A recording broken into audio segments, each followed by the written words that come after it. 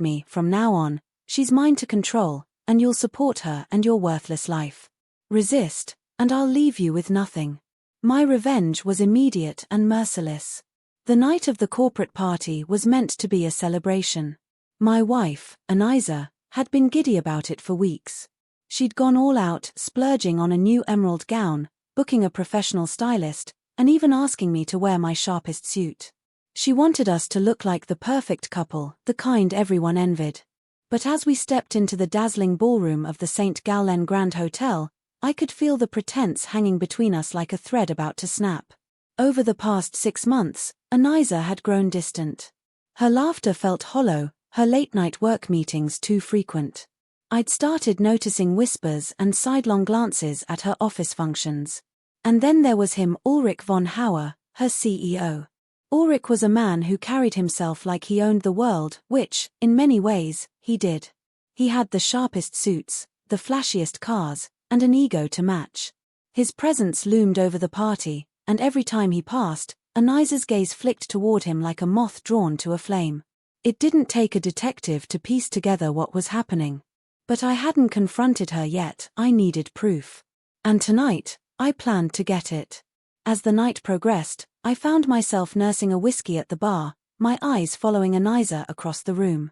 She flitted between groups of colleagues, her smile bright but her movements jittery. Ulrich, meanwhile, seemed always nearby, his hand brushing hers too casually, his whispers drawing smiles too easily. Then came the moment that sealed my suspicions. Anisa excused herself to the powder room, and Ulrich followed not long after. My pulse quickened. Leaving my drink on the counter, I quietly tailed them down the hallway. They didn't go to the restroom. Instead, they slipped into a private lounge, the door clicking shut behind them. I pressed my ear against the wood, my stomach churning as I caught fragments of their conversation. "Tired of hiding," Ulrich said, his voice low but smug. "When are you going to tell him?" Anisa hesitated. "Ulrich, you don't understand. Julian isn't stupid. He'll do nothing," Ulrich interrupted, his tone dripping with contempt. "Men like him are spineless. Besides, once I'm through with him, he won't have the means to fight back." My hands balled into fists, but I forced myself to stay quiet. This wasn't the moment to confront them. Not yet. When they finally emerged from the lounge, Anisa looked flushed, her gaze darting nervously around the room. Ulrich, on the other hand, looked pleased, like a predator confident in his kill. I returned to the bar, acting as though I hadn't moved, but my mind was racing. Later that evening, as the party began to wind down, Ulrich approached me. He clapped a hand on my shoulder, his grip firm and possessive. "Julian, isn't it?" he said, flashing a smile that didn't reach his eyes. "Anisa speaks highly of you, says you've been supportive of her career." The condescension in his tone was unmistakable. "Of course," I replied, keeping my voice neutral. "Her success means everything to me." "Well," he continued, leaning in so only I could hear, "you'll need to keep that attitude. Because from now on, she's mine to control. You'll support her and your worthless life, or I'll make sure you're left with nothing." I stared at him, stunned by his audacity. Before I could respond, he patted my shoulder again and walked off, his laugh echoing in my ears. That night, as Anisa slept beside me, I stared at the ceiling, replaying Ulrich's words over and over. He thought he could take everything from me, my wife, my dignity, my livelihood. But he underestimated me. If he wanted a fight, I would give him one. And I would win.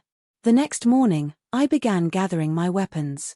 I reached out to old friends in the finance world, people who owed me favors. Ulrich's reputation was pristine on the surface, but no one rises to his level without skeletons in their closet. My contacts didn't disappoint. Within days, I had a dossier of his shady dealings, offshore accounts, falsified financial reports, and worst of all, a hush-money payout to cover up an affair with another employee. Next, I turned my attention to Anisa. I tracked her phone, planted a discreet recording device in her car, and monitored her emails. It didn't take long to find what I was looking for, explicit messages between her and Ulrich, detailing their plans to be together.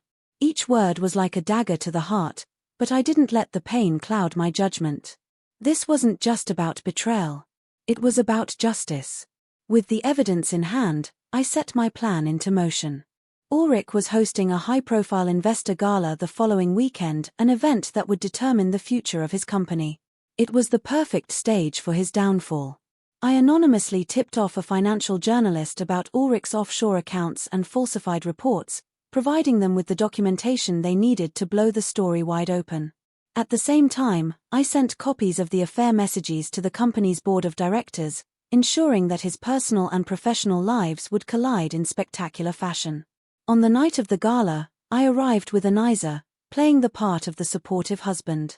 She seemed on edge, her eyes flitting toward Ulrich every few minutes, but she didn't suspect a thing. Midway through the evening, as Ulrich was delivering a speech about integrity and innovation, the room's energy shifted. Phones buzzed with breaking news alerts. Whispers spread like wildfire. The journalist I'd tipped off had published their exposé, complete with damning evidence of Ulrich's financial misconduct. The board members in attendance immediately convened an emergency meeting, leaving Ulrich floundering on stage. But I wasn't done yet. As the room descended into chaos, I turned to Anisa. "You might want to check your email," I said, my voice calm. She frowned, pulling out her phone.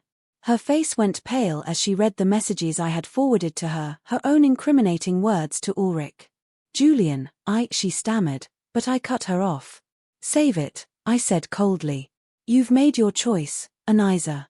Now you can live with the consequences." By the end of the night, Ulrich's career was in ruins. The board voted to remove him as CEO, and the police were waiting to question him about his offshore accounts. Anisa, caught in the fallout, was fired for her role in the scandal. Her dreams of a life with Ulrich evaporated before her eyes. I filed for divorce the next day, ensuring that I retained the majority of our assets. Anisa begged for forgiveness, but I was done. She and Ulrich had tried to destroy me. But in the end, they were the ones left with nothing. As I walked away from the courthouse, I felt a sense of peace I hadn't known in months. Justice had been served, and I had reclaimed my life. Looking back, I realized that Ulrich's arrogance had been his greatest weakness. He thought he could control me. But he forgot one simple truth. A man who has nothing left to lose is the most dangerous of all.